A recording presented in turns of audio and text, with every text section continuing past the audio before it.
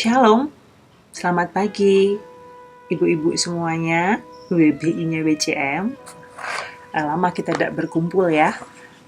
Hari ini kita akan bersama-sama dalam rangka Pekan Doa PI Baptis sedunia. Kita akan belajar firman Tuhan dan kita akan berdoa untuk pekabaran Injil di negara Taiwan.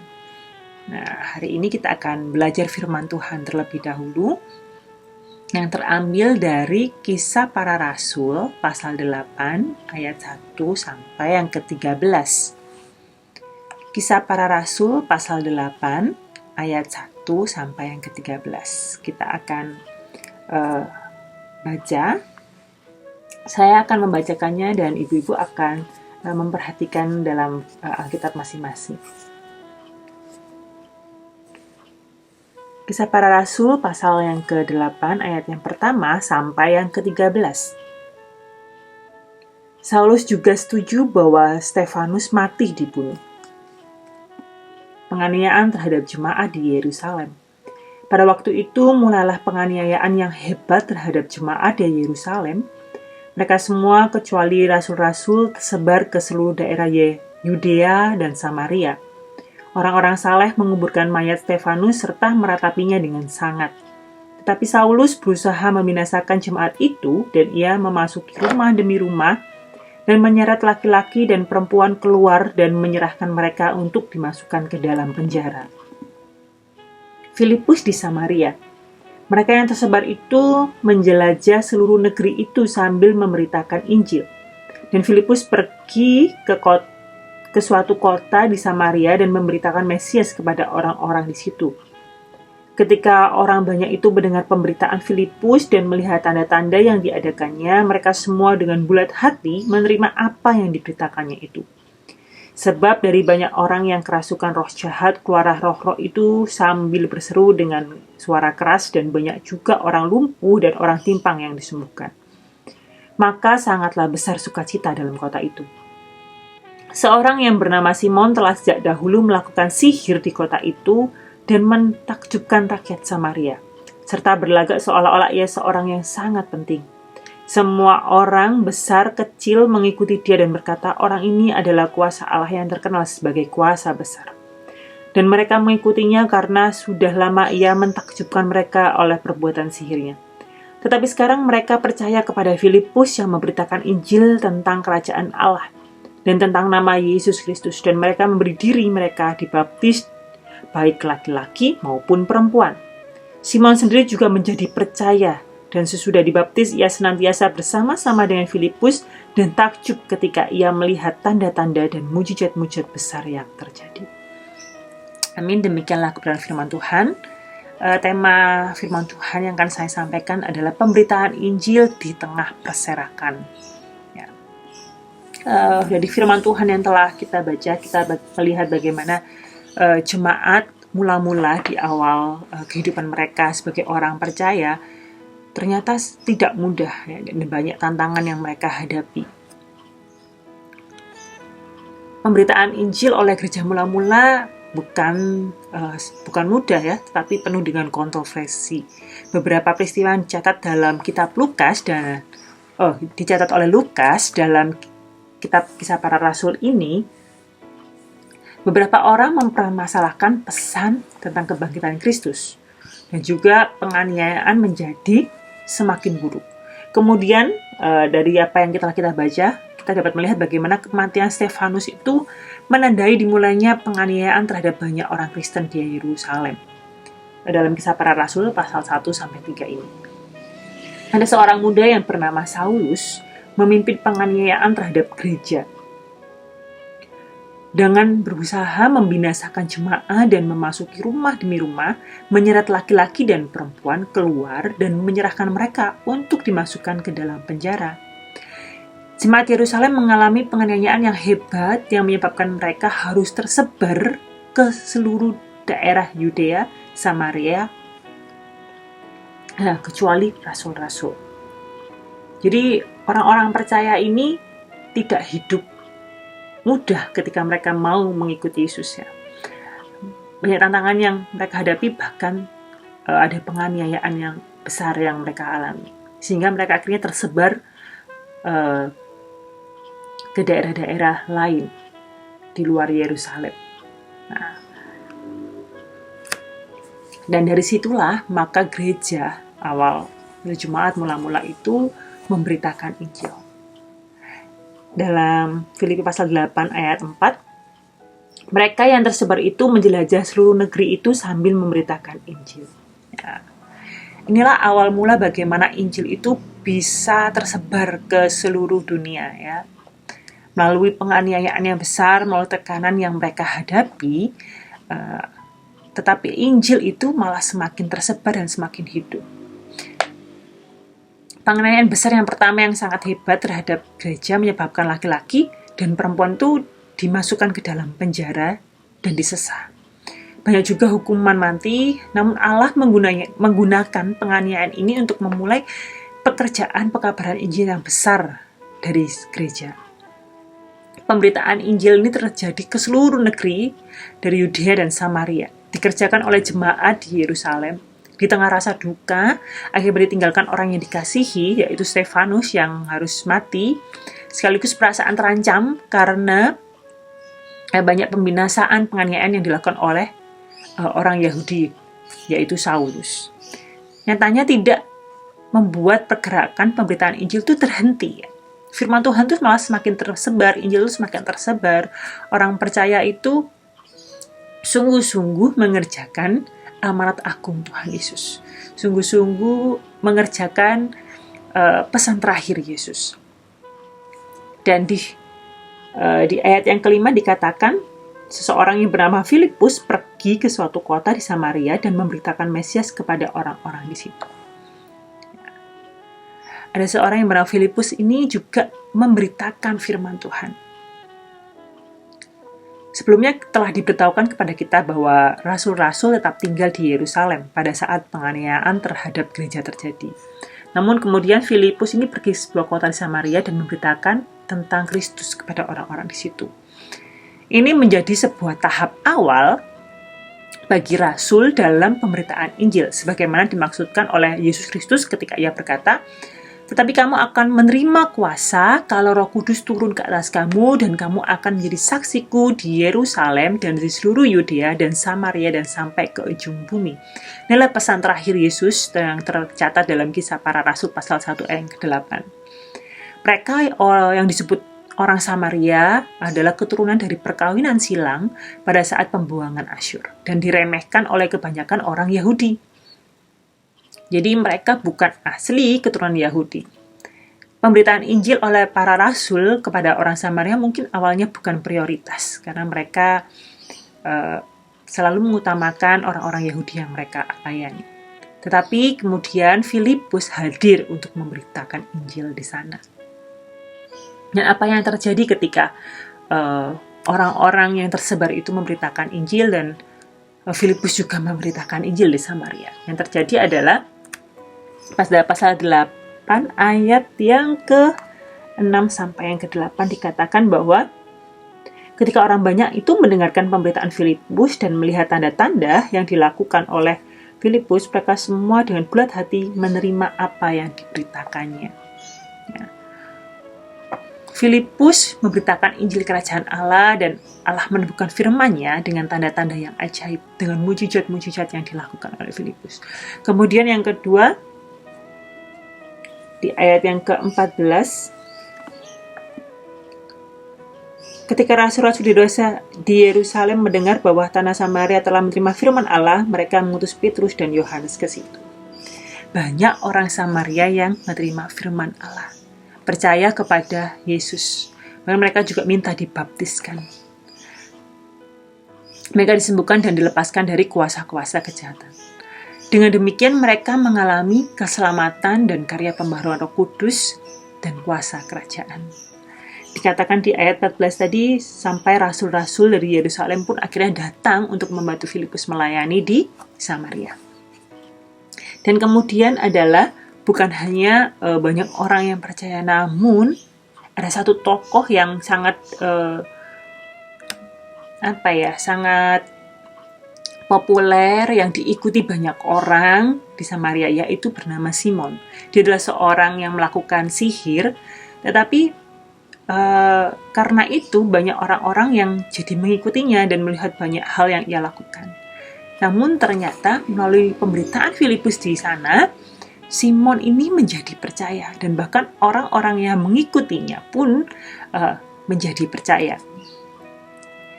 Di antara orang-orang Samaria yang menjadi percaya tersebut, banyak di antaranya merupakan pengikut Simon atau tukang sihir. Tetapi sekarang mereka percaya kepada Filipus yang memberitakan Injil tentang kerajaan Allah dan tentang nama Yesus Kristus. Dan mereka memberi diri mereka untuk dibaptis, laki-laki maupun perempuan. Dan Simon sendiri pun, di ayat yang ke-13, Simon sendiri pun juga menjadi percaya, dan sesudah dibaptis ia senantiasa bersama-sama dengan Filipus dan takjub ketika ia melihat tanda-tanda dan mujizat besar terjadi. Nah, dari firman Tuhan yang kita pelajari hari ini, kita dapat melihat bahwa Allah menggunakan penganiayaan terhadap gereja mula-mula untuk memulai pekerjaan pengabaran Injil yang besar. Gereja mengalami perserakan ke berbagai tempat yang justru menyebabkan perluasan pengabaran Injil kepada orang-orang yang belum percaya, di antaranya orang-orang Samaria. Perserakan atau diaspora atau migrasi, pemecaran yang berkembang pada masa kini perlu mendapat perhatian gereja. Kata diaspora yang awalnya mengacu kepada penyebaran orang-orang Yahudi di luar Israel, kini penggunaan maknanya telah diperluas ke minoritas agama atau ras manapun yang tinggal di wilayah masyarakat agama atau politik. Dan dalam pekan doa PI Baptis Sedunia kali ini, kita akan mendoakan dan berbuat sesuatu untuk orang-orang Indonesia yang terpencar di Taiwan. Mereka ini terserah ke sana bukan utamanya karena penganiayaan, namun kebanyakan karena faktor ekonomi. Mereka bekerja di sana, dan pendidikan serta perkawinan campur.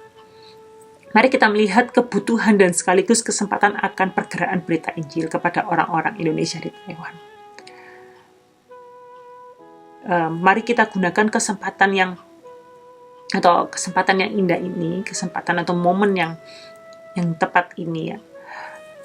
Ketika mereka ada di sana, kiranya mereka boleh menjadi berkat dimanapun mereka ditempatkan, sehingga Injil dan firman Tuhan itu juga dapat orang-orang lain dengar di sana. Mereka pun dapat memuliakan Tuhan ketika melihat orang-orang percaya yang ada dan hidup di sana.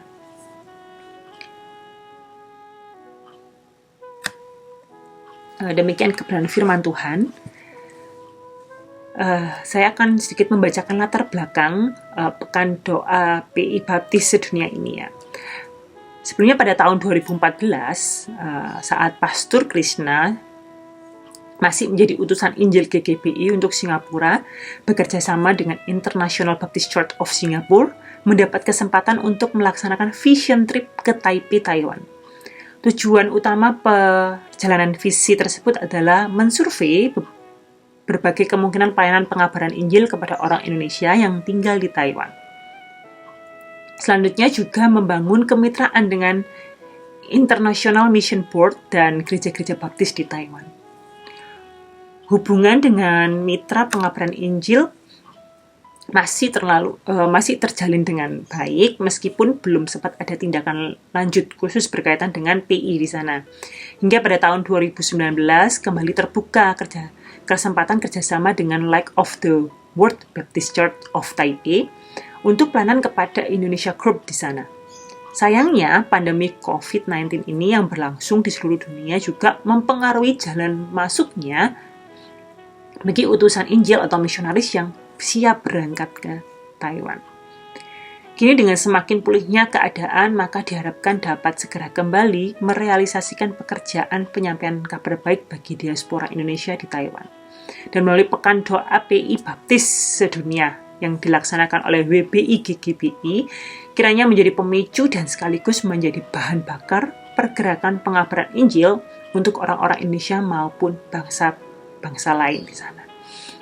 Kita berharap setiap orang-orang percaya yang hidup di sana, yang bekerja di sana, boleh menjadi terang, boleh membawa orang-orang untuk mengenal siapa itu Tuhan, dan boleh orang-orang di sana boleh memuliakan Tuhan, mengenal Yesus Kristus, dan anugerah keselamatan yang indah yang mereka terima. Nah, pokok doa kita hari ini, kita akan berdoa untuk ada 5 pokok doa. Yang pertama, kita akan berdoa untuk 249.000 lebih ya orang-orang yang berkeluarga negara Indonesia yang tinggal di Taiwan. Nah, banyak sekali orang-orang Indonesia yang tinggal di Taiwan, dan kiranya mereka terbuka kesempatan bagi mereka untuk mendengar kabar baik. Jadi tidak semua orang-orang Indonesia yang tinggal di sana itu mengenal Tuhan. Kita berdoa untuk mereka supaya mereka juga boleh mendengar firman Tuhan. Kita juga berdoa bagi sekitar 26.980 orang Indonesia yang telah bermigrasi ke Taiwan melalui pernikahan internasional, dan kebanyakan itu perempuan, dan beberapa telah dinaturalisasi menjadi kewarganegaraan Taiwan. Kiranya Tuhan membuka kesempatan Injil diterima oleh keluarga-keluarga tersebut. Kita juga mau berdoa untuk orang-orang Indonesia yang sudah menjadi warga negara Taiwan. Kiranya mereka juga boleh mendengarkan firman Tuhan, mereka juga boleh hidup percaya kepada Tuhan Yesus.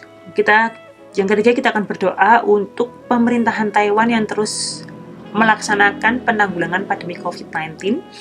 Kiranya usaha tersebut mendatangkan kebaikan untuk setiap penduduk di negara Taiwan ya, khususnya bagi orang-orang Indonesia yang ada di Taiwan. Kemudian yang keempat, kita akan berdoa untuk gereja-gereja lokal yang menaungi pelayanan kepada orang-orang Indonesia. Kiranya Tuhan Yesus mencukupkan sumber daya, akomodasi, finansial, dan sebagainya sehingga pelayanan tersebut dapat terus berjalan. Kita berdoa untuk gereja-gereja yang melayani orang-orang Indonesia. Ya, kiranya Tuhan Yesus memberkati mereka untuk setiap pelayan, untuk dana yang mereka butuhkan. Kiranya Tuhan yang mencukupkan sehingga pelayanan untuk orang-orang Indonesia tetap dapat terus berjalan. Kemudian yang terakhir, kita akan berdoa untuk penduduk lokal maupun pendatang yang peduli dengan orang-orang Indonesia. Kiranya semakin terjalin hubungan baik di antara mereka dan menjembatani tersampainya kabar baik melalui orang-orang yang mau berdamai dalam hidup berdampingan. Mari kita berdoa untuk masyarakat yang ada di sana maupun pendatang yang peduli dengan orang-orang Indonesia, yang punya hati yang sama untuk menjembatani tersampaikannya kabar baik ini. Mereka yang punya hati untuk melayani, yang hidup berdampingan dengan orang-orang percaya, supaya mereka yang belum mengenal Tuhan juga boleh mengenal Tuhan. Ya, kita akan berdoa untuk 5 pokok doa ini. Saya akan memberikan waktu untuk ibu-ibu semua berdoa masing-masing, dan kemudian saya akan menutup di dalam doa untuk 5 pokok doa ini ya. Mari kita bersatu di dalam doa. Kasih Tuhan Yesus.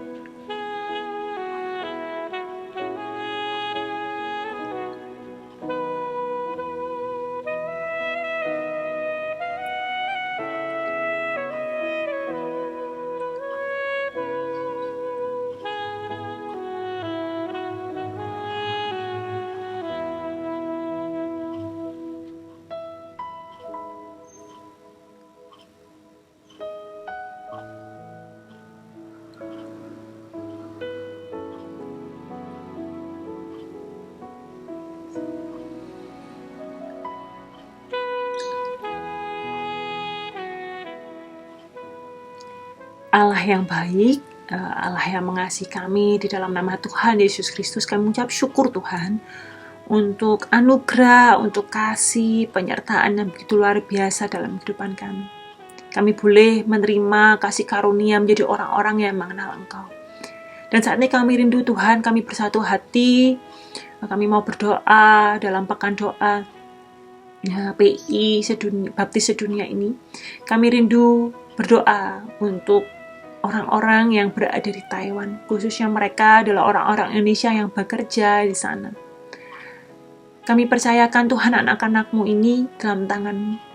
Kiranya kesempatan untuk memberitakan Injil kepada mereka boleh terbuka, sehingga anak-anak-Mu ini boleh mengenal Engkau, merasakan kasih-Mu sama seperti kami boleh merasakan kasih-Mu yang begitu besar dalam kehidupan kami.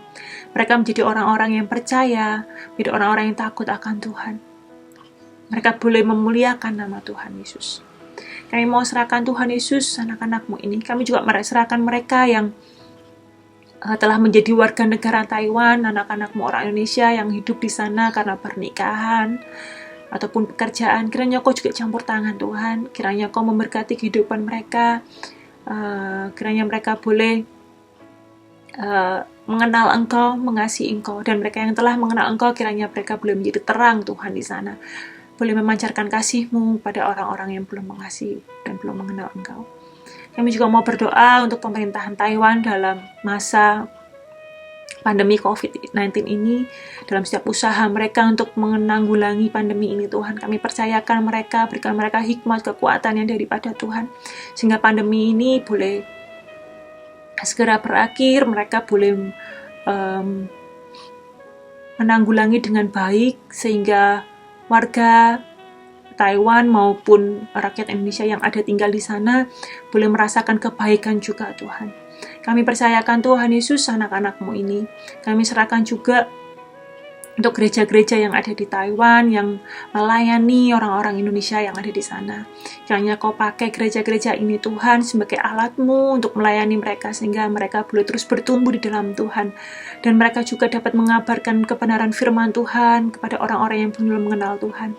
Berkati orang-orang yang sudah Engkau panggil untuk melayani di sana.